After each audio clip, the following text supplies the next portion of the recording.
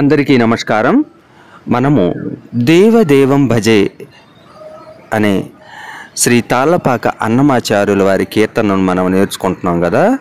అందులో భాగంగా ఈరోజు మనము 3వ చరణాన్ని నేర్చుకుందాం. శ్రద్ధ పెట్టి నేర్చుకోండి. ఏది సాధ్యం కానిది ఏదీ లేదు. మన కృషి, మన పట్టుదల, మన శ్రమే మనకు ముందుకు తీసుకువెళ్తుంది. ఏదైనా సాధించడానికి మనకు ఉపయోగపడుతుంది. సరేనా? మరి ఫస్ట్ టైం చూస్తున్న వాళ్ళైతే మన ఛానల్ సబ్స్క్రైబ్ చేసుకోండి, లైక్ చేయండి, షేర్ చేయండి.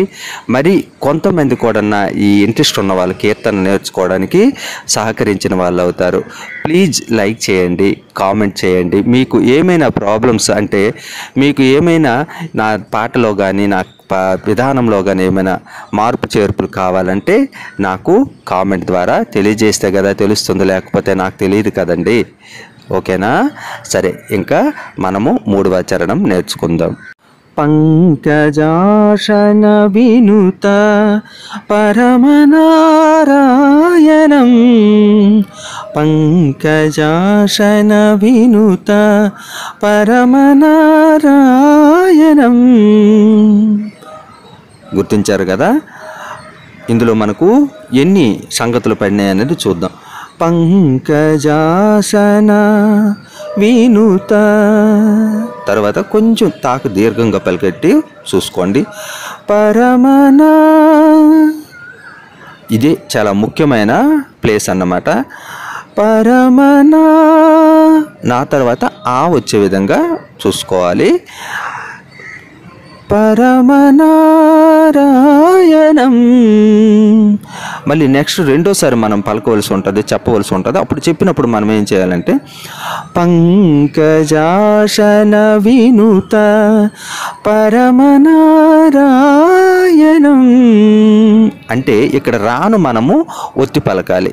సరేనా? ఇక్కడ అది మనకు ట్రెస్ ఇచ్చి రాను కొంచెం ఒత్తి పలికి పాడవలసి ఉంటుంది. 2 సార్లు పాడవలసింది ఈ లైన్ను. నెక్స్ట్ మనకు శంకరాజిత జనక చాపదలనం, శంకరాజిత జనక. జనక అంటే సీతమ్మ వాళ్ళ ఫాదర్, తండ్రి అన్నమాట. జనక అన్న తర్వాతను అక్కడ ఆ వచ్చే విధంగా మనము పలకాలి. చాపదలనం, చాపం అంటే ధనస్సు, శివధనస్సు అన్నమాట. ఆ ధనస్సును ఇలిసినవాడు, దాన్ని ధరించినవాడు అని ఒక అర్థం అన్నమాట. సరేనా? మళ్ళీ ఇంకా ఇది కూడా 2 సార్లు మనము చెప్పవలసి ఉంటుంది. లంకా విశోసనం లాలిత విభీషణం.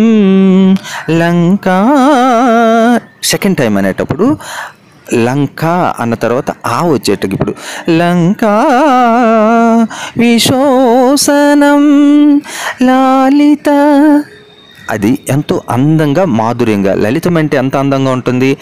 ఆ వాటిని పలికేటప్పుడు మనం కూడా అంతే చక్కగా, లాలిత్యంగా, అందంగా పలకవలసి ఉంటుంది. లంకా విశోషణం లాలిత విభీషణం. ఇది కూడా 2 టైమ్స్ అనవలసి ఉంటుంది. అయితే ఫస్ట్ టైం అనేటప్పుడు మనము లంకా విశోషణం లాలిత విభీషణం అన్న తర్వాత నెక్స్ట్ సెకండ్ టైం అనేటప్పుడు లంకా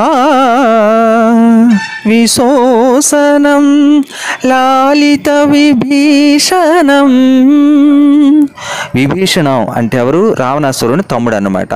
విభీషణుడు రాముల వారి పాదాలు పట్టుకొని అతను జన్మ చరితార్థం చేసుకోగలిగాడు కదా. మరి రావణుడితో శత్రుత్వం పెట్టుకొని ఇంకా అడ్రస్ లేకుండా పతనం అయిపోయాడు అన్నమాట. విభీషణుని చేరదీసి అతను ఉద్ధరించిన వాడు. విభీషణం అనేటప్పుడు చివరిలో నం అని వస్తుంది కదా, అప్పుడు అక్కడ కూడా అం అనేవి ఒత్తి పలకాలి.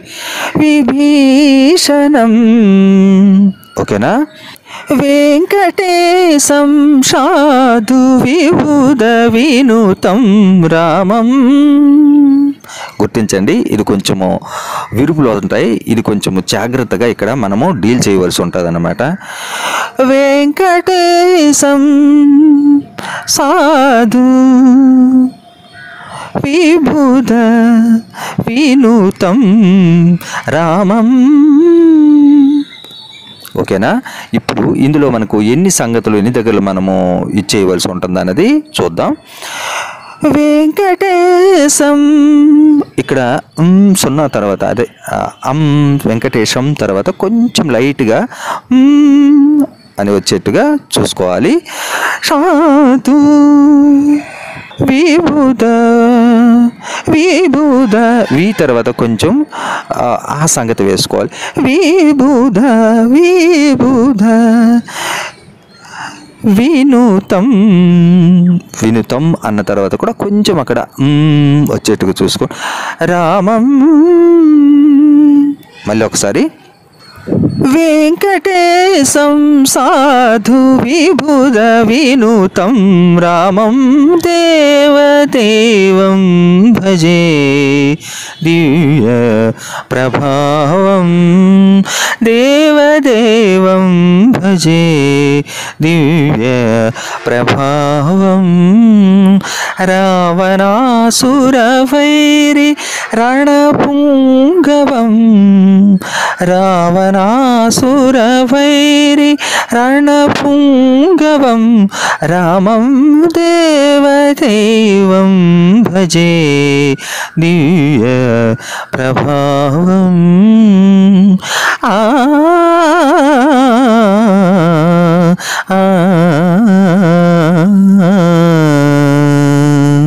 లాస్ట్లో ఈ సంగతి చాలా ఇంపార్టెంట్గా గుర్తుపెట్టుకోండి. పాట పాడినాక ఈ సంగతి వేస్తేనే ఆ పాటకు అందంగా ఉంటుంది. ఏమి కష్టం ఏమీ లేదు, చాలా ఈజీగా ఉంటుంది.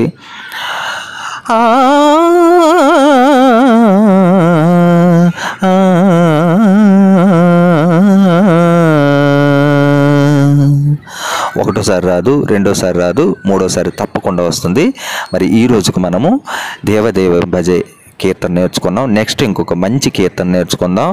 అప్పటి వరకు మీరు నన్ను సహకరిస్తూ ఉండండి, నన్ను సపోర్ట్ చేస్తూ ఉండండి, ఛానల్ ఫాలో అవుతూ ఉండండి, ఛానల్ను షేర్ చేస్తూ ఉండండి, లైక్ చేస్తూ ఉండండి. అందరూ బాగుండాలి. సర్వే జనా సుఖినో భవంతు. జై హింద్, జై భారత్.